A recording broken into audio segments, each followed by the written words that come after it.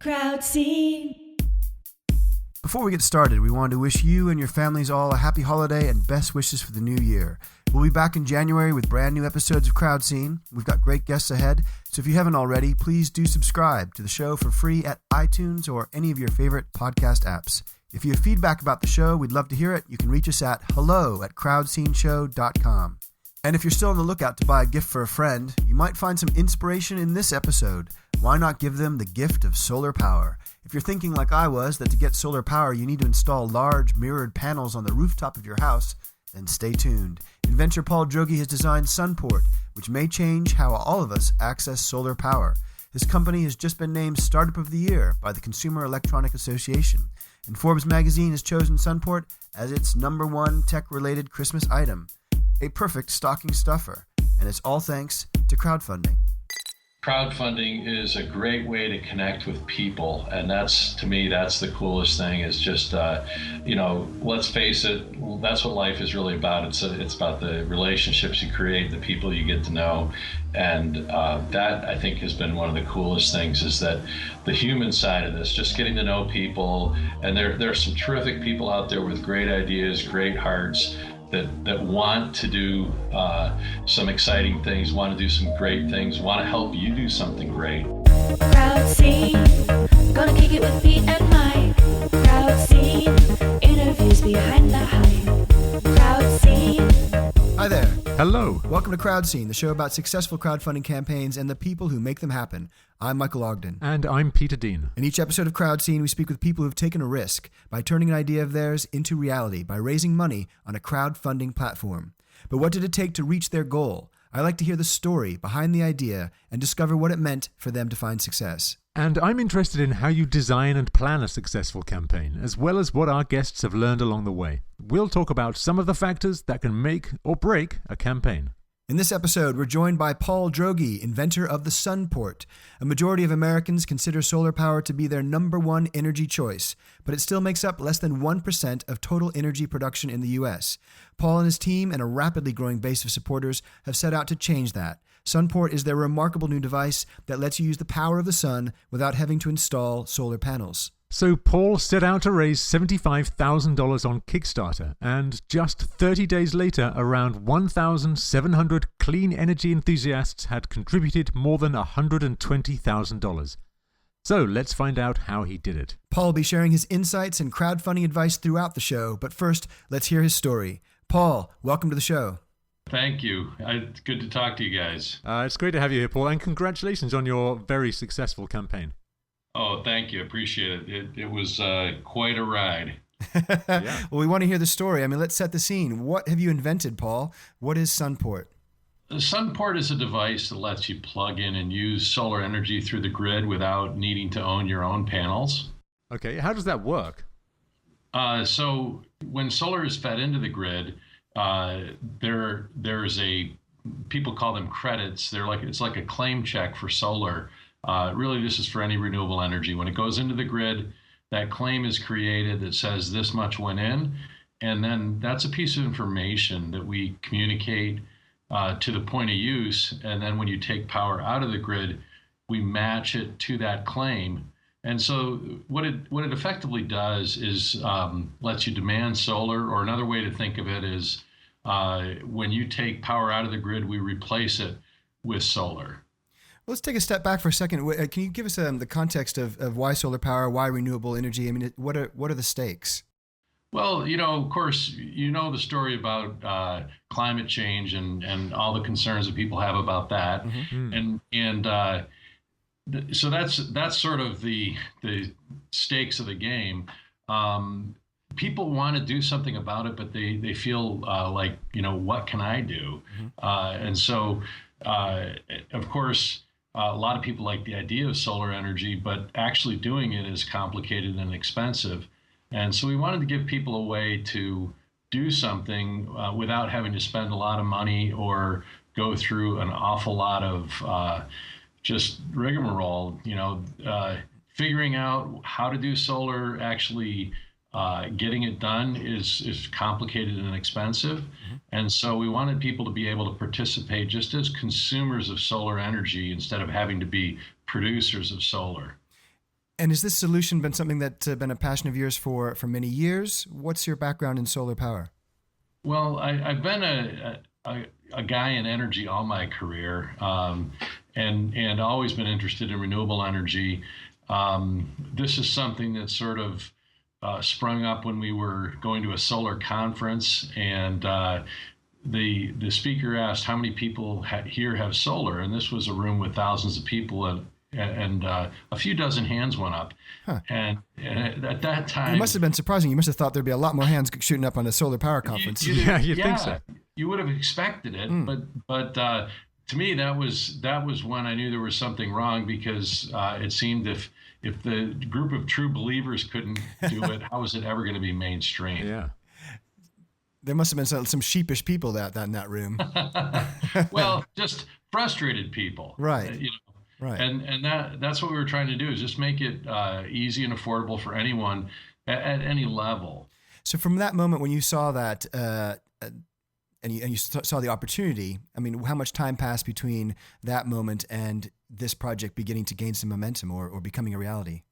Well, so that was several years back, and I had another business in power at the time. And so we started working on this problem as sort of a skunkworks project. It was just a side project. And we kept on trying different ideas. We had ideas of doing, like kind of solar gardens and buy a panel. You don't need a rooftop, that kind of thing. But none of them quite rang true as far as when we talked to people about it. It just wasn't too compelling until we got to the idea of just using the energy without having to do anything with panels. And then it became something. It was still difficult because it still is a bit mind-bending for most people. But for some people it clicked, and for the few that got it, most of them got excited about it. Yeah, the idea of kind of solar credits. I mean, I've never heard of that before until we came across your story. That's been in existence for decades, or? Yeah, it has. The only thing is that it was something that was really for industry, and so big companies would do this, but private individuals not so much. And that was really sort of the platform that we built it on, was the solar credits that industry was using. And just made it more approachable and simple for private individuals. Because before that, with the solar panels, I mean, I've certainly seen them on people's houses, and I imagine the amount of effort and installation and the cost that goes into that is enormous. Is that am I correct? Oh yeah, I would say the average here in the U.S., probably the average residential rooftop system today costs something like $15,000 U.S. That's a pretty big outlay. Plus, they don't look very good, I don't think. Right? Well, yeah, and a lot of some people like the look because it kind of shouts, "Hey, look at me, I'm green." Yeah. But a lot of people don't like the aesthetics. And the other thing is, there are other ways to do it, like with leases and things of that nature. There's been some great innovations in the last few years, but even so. Half of the people here in the U.S. don't even own their rooftop. And so even if they had plenty of cash laying around, it still wouldn't get the job done. And the other thing is that solar technology as a whole is moving very fast, and it's changing. And that's another thing that a lot of people are sort of waiting till it's perfected, which, that's, who knows when we get there, huh? But that doesn't affect the SunPort, right? Because presumably that will always take advantage, ultimately, of the latest technology. Exactly. That was part of what we decided was we can use the latest technology without missing a beat. Just like cell phone companies are continually upgrading as new phone technologies come out, SunPort can do the same thing with solar. For our listeners, Paul, I mean, could you describe what SunPort looks like? So it's just a little cube that's about 1.5 inches on a side, plugs into the wall socket, and it's got a little LED on the front that says solar on it. On the campaign, it said SunPort, but as we've talked with people, they actually like the word solar better because it's more clear what they're doing. So the solar lights up as it functions. Right. It lights up green when you've got solar energy available, and if for some reason it's not available, the light goes off and then it flickers red at you. So it kind of signals to you and to people around you what's going on. And so how long do you have to have it plugged in for it to give you any use in terms of like powering your laptop or something? Well, you plug it in and use it, and so the solar's pulled through the grid. It's basically no different than using the grid, except that you've got this device that is signaling your demand for solar energy, and it's real economic demand for solar. It's not just like a vote of some sort. It's actually acquiring the claims for solar for you. So it doesn't cost anything extra to use electricity via the SunPort. Well, other than the initial cost of the SunPort itself, yeah. So we've built in a year's worth of unlimited solar, and we've talked with people about being able to re-up that after a year. We're also talking with some brands that are really interested in the possibility of sponsoring that solar, so that users won't have to pay anything at all. Yeah, so people using SunPort, they literally plug it into their wall outlet, then plug their appliance into the SunPort, and in doing so, they're demanding solar energy, which, of course, at the same time is reducing demand for oil and gas. That's exactly right, Pete. And the whole point is, as more people do that, it's going to make it more profitable for developers to build more solar, and the utilities will be forced to get more solar energy as a result. So you're, in a way, you're proving the demand that is out there and building a base of subscribers until it hits a tipping point? And in fact, that's exactly the way we talk about it, is that we're trying to hasten that tipping point. Solar's become more and more economical, and the issue is really just how quickly can we turn it into the preferred resource. It will happen. I think we all know that's happening someday. It's just a question of how soon. And so the whole point here is to accelerate that shift. Did you invent this yourself, Paul? Yeah, I got a lot of help from a lot of people. We talked to a ton of different people. I've got people on my team here. It's way too simple to say that I invented it myself. Had a lot of great input and lots of people kind of throwing ideas at me. But this was sort of the culmination of a whole bunch of tiny little steps and innovations. You mentioned this project for a while was a skunk work on the side. Was there a particular day that you thought, okay, this now needs to be a priority project? Actually, I think that probably happened. I was at a startup weekend, and I met a couple of guys that at first they were kind of like, "What are you doing?" They couldn't understand it. But once we spent the weekend together working on a project, and they finally got to the point where they understood it. And one was a coder, and the other was a tech guy. And when they both, expressed interest in working on it with me, I thought, we just need to go forward with this. And so that was kind of a turning point there. Kind of building the team. Yeah. Can I ask you going back for a second about the companies you said you're speaking to brands and wanting to get involved? I mean, do you feel like that tipping point is years away, and that you have to have millions of subscribers, or do you have a particular kind of long-term strategy?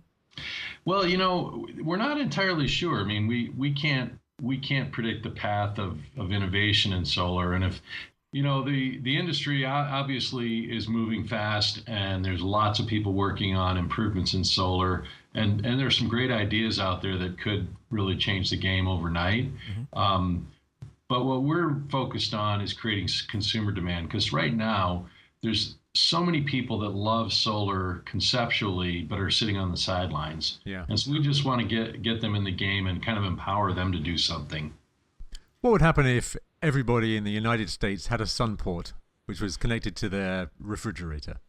And solar power disappears. You run out of solar power. Yeah. So what if that were to happen? Of course, that would be a dream come true. But we would instantly absorb pretty much all the solar that's available in the U.S. and that would cause essentially a vacuum. It would bid up the price of the solar credits very quickly. And today, those solar credits really don't factor into the economics of building solar developments. Well, they would become an important factor overnight. It would flag up the issue, I suppose. Exactly. This project was a passion project. It sounds like, it was on the side. Did you feel like you had to sacrifice anything to pursue this? Oh, yeah, absolutely. My other business really kind of had to be moved off to the side, and we've spent quite a bit of money just doing all the work to develop this. Putting together the back end and developing the technology and whatnot. So there's definitely been some sacrifice. If it works, if people get behind it, I think it'll all be worth it. So that's just what you got to do to move forward. So let's talk crowdfunding, Paul. Why did you decide to crowdfund this? A couple of things. One, we wanted to just get the crowd behind it. This, in a sense, what we're doing is empowering the crowd here. We even talked early in the development of this thing about crowdsourcing demand for solar, and it only made sense to use a crowdfunding vehicle to do that. Did you debate between different platforms? We did. We really had a hard time between Kickstarter and Indiegogo. To this day, I can't say, emphatically, like we did the right thing or the wrong thing. It was successful. I feel great about that. There were some things that along the way we felt like, if only we could do this. And some of those things were things that Indiegogo would have empowered us to do. And yet, a lot of our backers came from the Kickstarter crowd, and they've got a big crowd. Yeah. Did you have a sense of who your ideal crowd was, or your ideal audience before you set out? We had our own ideas and suspicions about it, and I would say that we didn't confirm all of those. We thought it was going to be younger people, millennials, that sort of thing, and it was. We wanted to reach women more strongly than we did, and that is still a hope that we have. Of course, we sort of hit the Kickstarter cross section, and so Kickstarter tends to have more men than women, and that was kind of how things shook out for us too. I mean, with this kind of issue, you can obviously go quite sober or quite dry or emotional. What did you feel was the most effective way to reach your audience? Well, we wanted to keep it fun, because we felt like fun is important. But we also felt that it is an emotional issue. Our video, if you watch it, it starts out kind of dark, and yet, I mean, a lot of people are concerned about energy and where it's taking us. And so even though that is a little bit grim, we wanted to sort of set the scene properly for people. And then there's a transition in there, which was one of the hard things. How do you transition it and still keep the intensity up and whatnot. And so then when we present our solution, we wanted to keep that light and fun. And so they kind of played around with some of those things. For someone who might not understand the issue, say you're at a party and they say, "Hey, Paul, what do you do? What are you up to?" How do you what's that dialogue like that best convinces them that this is something that they need to be a part of? I think the biggest thing is just letting them know that this is a way that people can move forward in solar without understanding a lot, without spending a lot, and so it's just easy, fun, and affordable is how we like to say it. Mm-hmm. And do you ever pull out the emotional card of your grandchildren? I don't. That's just not the way I pitch to people, I guess. People's minds go there anyway, and I think in an issue like this, people already sort of have that sort of buried just below the surface. To me, to sort of pull on their heartstrings too hard would be manipulative. And part of what we wanted to do with this was just make it sort of an enabling thing where those who cared to do something can do something. And, if you're somebody that says, I'm not into that, okay, I guess then don't deal with it. But, there's so many people that are into it but feel powerless. And we figured, we don't need to guilt the others into it. Just take the people that care and that want to do something and give them an easy path forward. You mentioned the video, getting the video was right before you went live. Are there other things that you would recommend people do before they? Oh, yeah. I think the biggest thing probably is just gather your own crowd. You got to bring your own crowd with you. It's so important. And, whatever you got to do that. We did local events, in our own backyard. We went to various kind of festivals and things like that were kind of green focused, and talked to people and gave out information and got them on our email list, and and showed people what we were doing, and then so there's a lot of pre-sale effort, because the biggest thing you need to know is that success begets success. And so if you've got a great idea but in the first few days there's no signal there, everybody will assume that it sucks. Yeah. And if you get a surge of activity and interest, then people, even if they aren't really sure about it, if they see lots of other people, they don't want to miss out, and so that psychology is huge, and so you have to make that work for you and not against you. So as part of these events and your early efforts, were you persuading people to take a definite action at a specific time? Well, that was one of the challenges we ran into, because at first we started talking about, coming in May. We finally launched this thing at the end of July.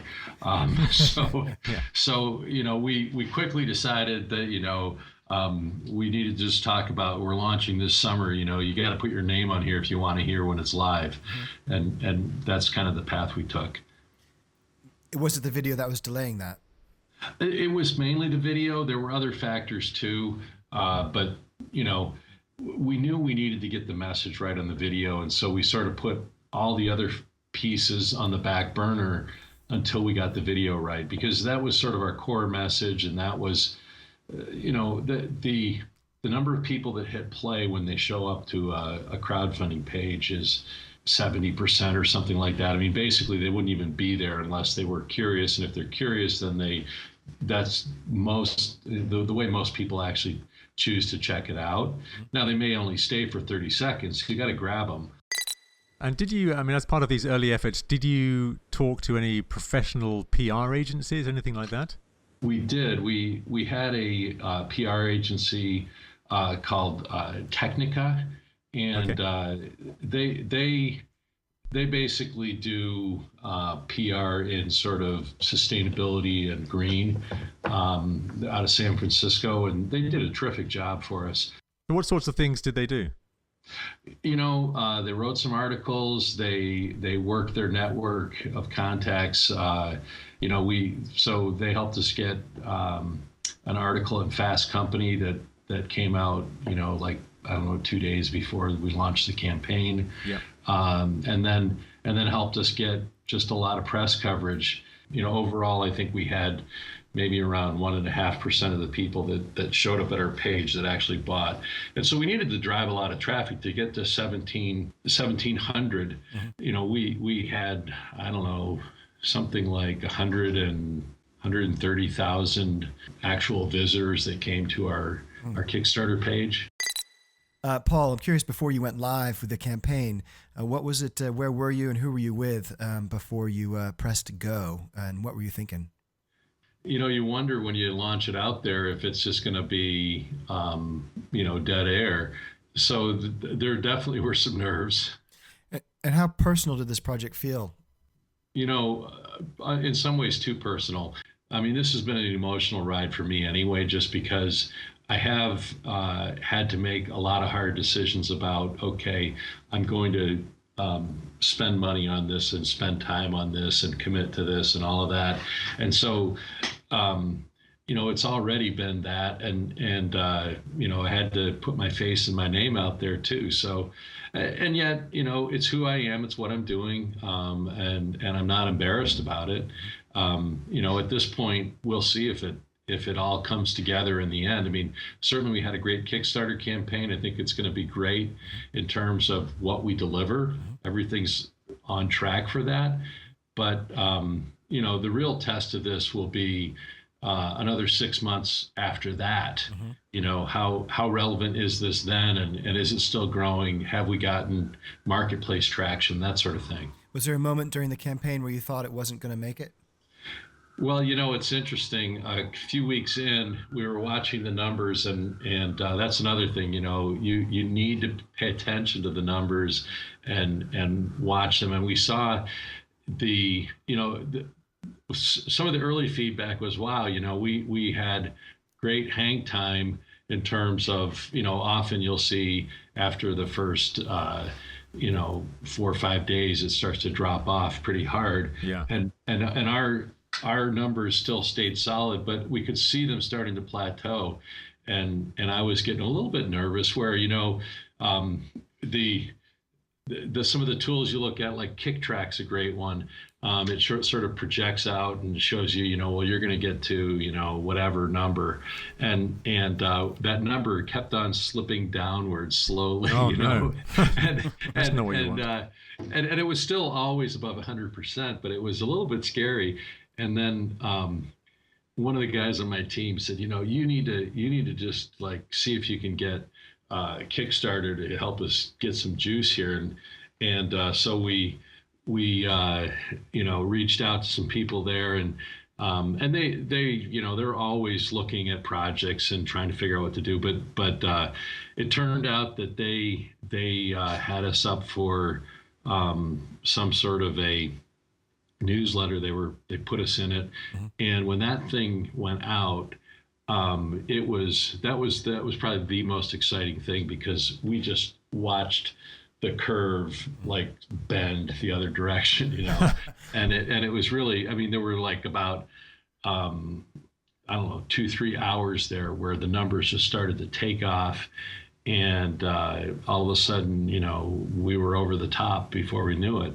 And the other thing is once you cross 100%, then it's the same old success begets success. All of a sudden, there are other people that were kind of standing by with their arms folded. They're like, "Yeah, I'm in," So then they're coming, and so that was pretty cool too. And how many days in was that? Did that newsletter go out? Oh, that was probably Is that halfway? It was more than halfway. It was probably almost 3 weeks in. So just to remind people, your initial goal was $75,000. Right. So where did that number come from? What we did was we sort of backed into it. And, they give you all this stuff about, you got to have this, this is the way you figure out your number. And at the end, it really came down to this. We wanted to have a crowd of people that believed in this and were behind it, and that represented a real signal from the marketplace. And so we decided, well, if we have 1,000 people, that's meaningful. And so, from there, then it was like, okay, so what's our average sale going to be? And we just sort of played with that. And the thing is, you want to go over the top and you want to go over early if you can. If you're too ambitious, you might run an awesome campaign, but you just sort of run out of gas before you hit your goal. And yet you don't want it to be so ridiculously, stupidly low that it looks like you're just sandbagging. And so, it's got to be a real challenge, and you really want people to step up. And that's kind of how we got there. So what would you say? I mean, were there any surprises that came up during the campaign? Anything weird happen? I think one of the things that I hadn't really considered beforehand that was highly relevant was just, watching what's going on in terms of buzz in the news, watching what's going on in terms of traffic, and then playing with what you've got, actually tweaking the message. We, over the course of the campaign, we ended up rewriting almost all of our copy, where we kept on sort of adjusting based on feedback we were getting and based on, how people were responding to things. A lot of it had to do with questions that were being raised and the comments and that sort of thing. Mm-hmm. And that was a huge part of the campaign, is just keeping up with the constant barrage of questions and comments coming in. And of course, right at the outset, we had, a lot of people that were just really down on us. This is phony. You're trying to, you're scamming people, and so we had to fight that at the outset. Where was that coming from? Well, I think it was coming from the what we're doing is based on this system of credits, and some people don't believe in it, some people don't understand it, and so to them that just sounds phony. It's not something that we made up. It's really exists, and we spend real money to go get those credits. I'm just curious about the credits. Are there credits also for wind power or for other? Absolutely, yeah. They, any kind of renewable energy has those credits. We chose to focus on solar because I love solar, and lots of people do, and we really felt like just keeping it sharply focused was better. But if this succeeds in a broad way in the marketplace, I'm sure we would bring wind and other renewables into the picture too. Windport, perhaps? Sure. All right. What about putting solar panels on windmills? That's my idea.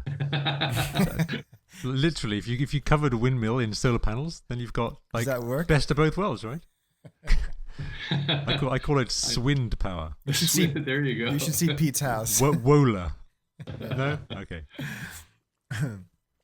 You mentioned about making sacrifices and a lot of work, and of course we know that you've had a busy week in New York City these past few days. How do you stay motivated? What keeps you motivated? It's a combination of different factors. Certainly, just interacting with people about the ideas is a big part of it. At times I think it's just sort of dogged determination, or maybe even fear. At other times, it's sort of the vision and the possibility, and it's really fun. Whenever I talk to somebody that is new to this idea and they get it, it's just so exciting to see their eyes light up and their sense of excitement about what we're doing. And I think that's probably the biggest thing, is when there are people that felt like they couldn't do anything. And we've seen that especially with college students. A college student looks at solar power and says, that's something for my parents. And for a college student to say, you mean I can use solar in my dorm room? That's pretty cool. Yeah, it is. So Paul, at the end of the campaign, when you'd got all the way up to $120,000. How did you guys celebrate? Oh, I think our biggest celebration actually was when we went over 100%. At the end, we had, just high fives all around, a lot of shouting and yelling and that sort of thing. But I think really, in many ways, the big excitement was going over 100%. After that, it was just a question of where does it finally end, and in that sense, I guess the end of the campaign is a little bit anticlimactic compared to crossing the 100% line. What's the current status of SunPort? So SunPort itself, we are in safety testing right now, and we're expecting that probably sometime next month we will have that done and we'll have the actual certification complete, and then it's on to actually producing it. We have gotten some prototypes in terms of the colors and the cases and stuff like that. And then, the other big thing that we're doing is just developing our app, because we had a very crude app that wasn't ready for prime time at all. And we're creating now our app that we will release to the public that will allow them to interface with the SunPort. You mentioned safety testing. So that's an independent company that tests these. How does that work? Yeah, so we have a factory that we've been working with that's over in Shenzhen, China, and working with them. And then there's a large testing concern called Intertech, and they basically do this type of testing. We've submitted all kinds of paperwork and then equipment to them, and they put it through the paces and make sure that it's safe. And then they put essentially like a label on it that says, we've tested it. Or they may come back and ask for amendments. Yeah, they can. They definitely can. And this is a place where some campaigns trip up. Our manufacturer has done this many times with other products. And so we're pretty confident, they've designed it with this in mind. So we're pretty confident that we're going to get that. But it's, until you have it, you don't have it. You mentioned this is a project for the U.S. I mean, what about going global? Yeah, when can we get one in the UK? There's no sun in the UK. We've had a lot of interest out of the UK and a number of different places, and we would love to do it immediately. Our biggest challenge there is just that this safety testing and the form factor, it changes by country, and so it's a little bit complicated to scale it in that sense. We intend to do it, and we think we'll be doing it through partnerships where, there's someone locally that really knows the ins and outs of, say, the UK. Right now, I think just to keep things simple, we want to complete the US, and then Canada is sort of a direct next step, because our neighbors to the north there, they have, they're actually intertied on the same grid. They have the same form factor. They do have different safety standards that we'd have to meet, but they're very close. And so that would be sort of the first baby step internationally. And then, we hope to be able to go very broadly all over the place, though. And what about the technology itself? For example, can you have a manufacturer building the SunPort technology into their own plugs and adapters? Yeah, that's a great question, Pete. And that's actually our ultimate goal. In fact, today, that is sort of the core of what we're doing. And this trip in New York, I actually met with a large global company and talked with them specifically about that concept, because once people get this idea, then it's a natural thing to say, well, can't we just put it on my house, or can't you build it into the refrigerator or the computer or the TV or whatever? Yes, you can. And that's what we want to do. It's really a licensing play at that point. Yeah, and presumably you took care of the intellectual property a long time ago too. Yeah, that is all in process. I wish the Patent and Trademark Office moved a bit faster, but it is all underway. It's a pretty exciting possibility. I love this idea. Well, thank you. Appreciate it. So, Paul, you ran a great campaign. What advice do you have for anyone out there, whether individuals or companies, who want to start their own campaign? Can you give us your tips for crowdfunding success? Yeah, so I mentioned, bring your own crowd. That's key. Get your message down cold before you start. You need to test it with people, and some messages are easier than others, but you want to have you want to make sure that it already resonates. You don't want to be figuring that out once you're underway, and then pull your whole team together and basically figure that there's time for sleep 30 days from today. I mean, because we kept some very, very long hours, because you can't let the stuff get cold. If somebody sends you a note and says, "Hey, I'm wondering about such and such," you can't answer them like 4 days later. You need to be right on top of it, responding very quickly. That interaction is a huge part of it, because if those people can be moved from sort of uncertainty or indifference into a backer, then you kind of you have a chance at some sort of virality. If they just sort of stay in a kind of passive state or just barely convinced, you're never going to get any momentum. Did you feel like with your backers came on board, did you feel that that SunPort changed in any significant way based on their feedback? I think so. We got a sense of what was motivating people. That was something that was really interesting. And I guess part of what we also saw is that we've got this very broad and diverse group of people. I wouldn't have guessed that we would have gotten as much attention globally as we did, which was kind of stunning. But we had people from all over the globe that were reaching out to us and telling us, "Oh, when are you coming to my country?" And we got connected with all kinds of different major players in different places.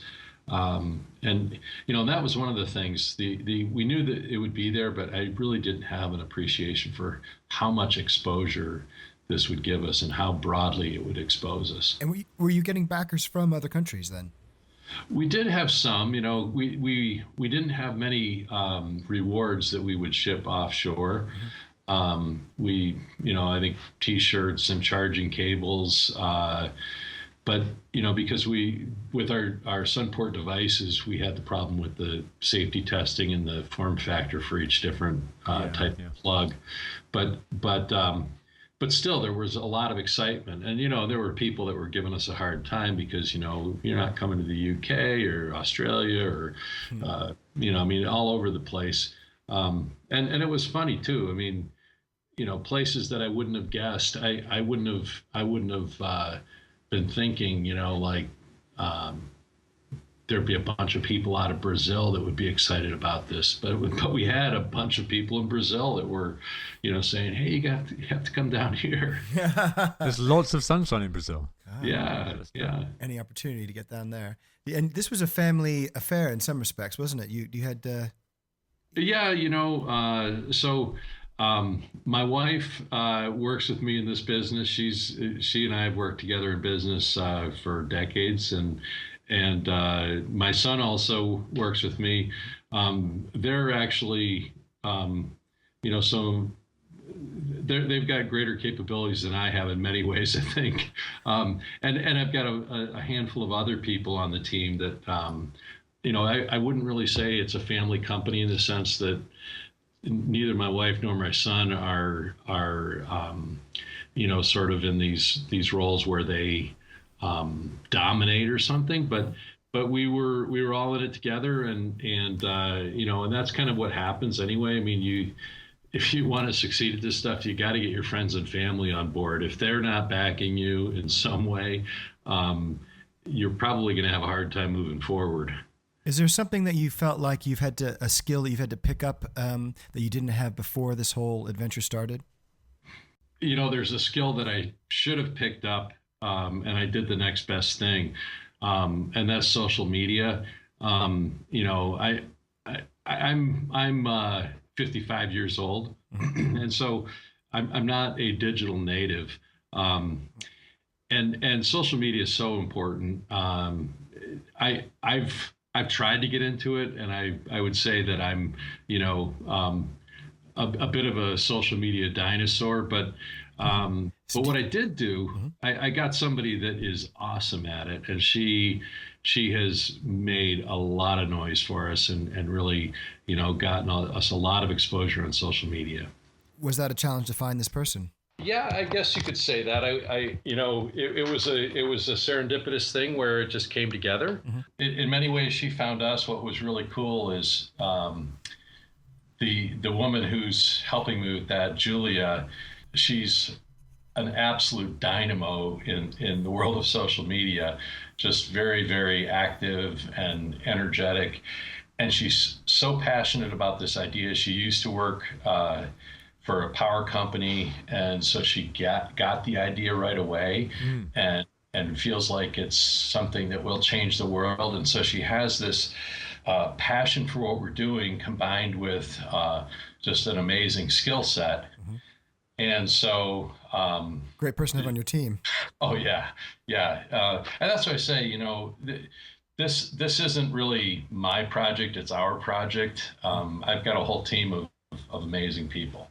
So, Paul, before we wrap up, it's time for what we call guest picks. And this is where our guest tells us about another crowdfunding campaign, either past or present, that they think is worth taking a look at. So, Paul, what have you got for us? Oh, one that I really enjoyed, and this isn't going to click for everyone, but for me it did. There was a campaign at back called Leveraxe, and I think these guys were out of Scandinavia, but it was a inventor that came up with this way of splitting wood. And it's I happen to live out in the mountains, and I so every now and then I've got to split some wood for my fireplace. Yeah.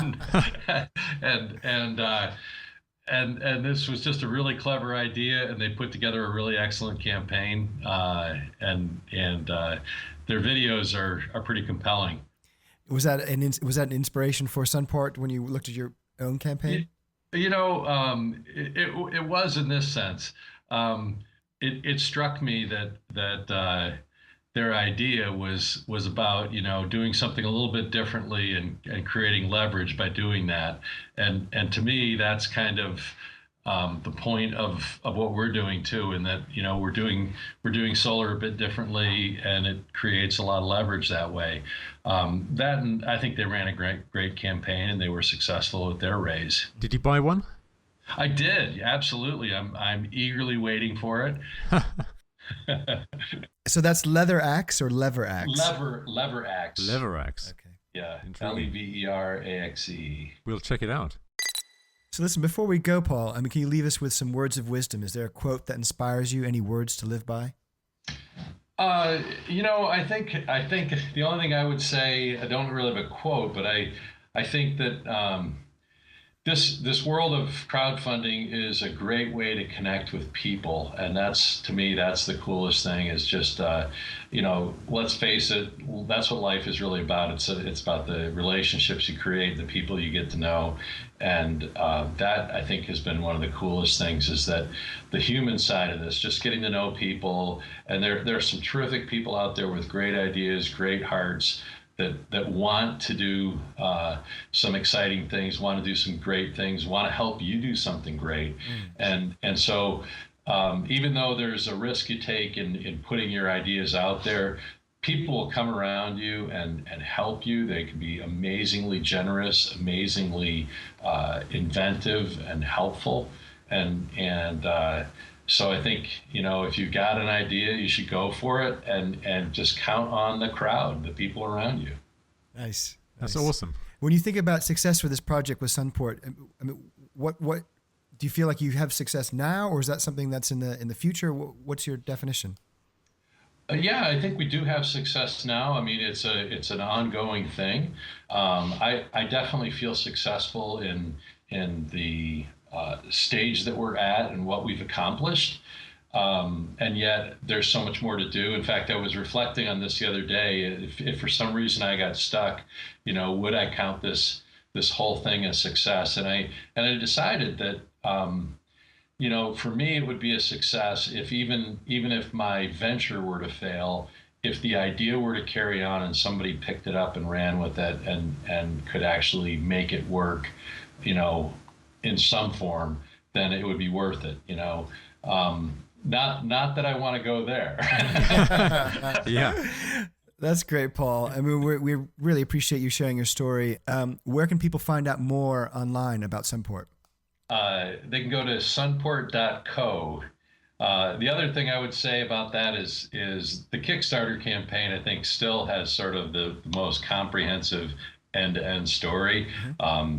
The website is still a bit of a work under progress. Mm-hmm. We will link to both of those things in our show notes on the website. Paul, thank you so much for sharing your story. It's been such a pleasure having you on the show. All right. Thanks, Pete. Thanks, Mike. So you've been listening to CrowdScene, the show about successful crowdfunding campaigns and the people who make them happen. Our huge thanks to our guest, Paul Droege, for his time and his insights in this episode. To find out more about SunPort, visit sunport.co or take a look at their Kickstarter campaign page. And to get in touch or hear about upcoming guests on this show, please follow CrowdScene on Twitter at CrowdScene Show.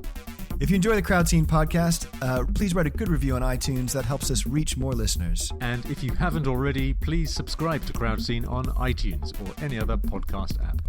Pete and I want to say thank you as always to singer-songwriter Kim Bookbinder for the theme music for CrowdScene. To find out more about Kim, please check out kimbookbinder.com. Special thanks to our friend Jim Fowler and his expert ears. For more on Jim, visit jimfowlermusic.com. So until next episode, thanks for listening.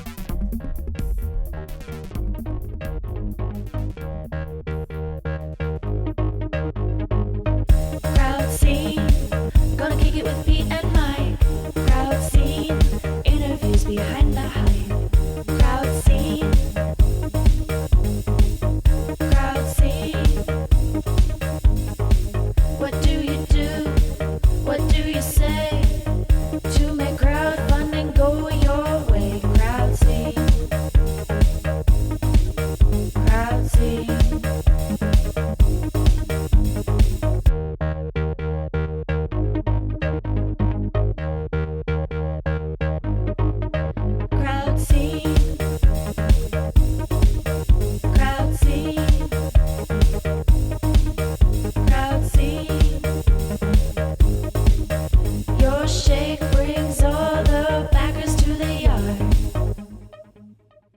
Now that's what I call epic.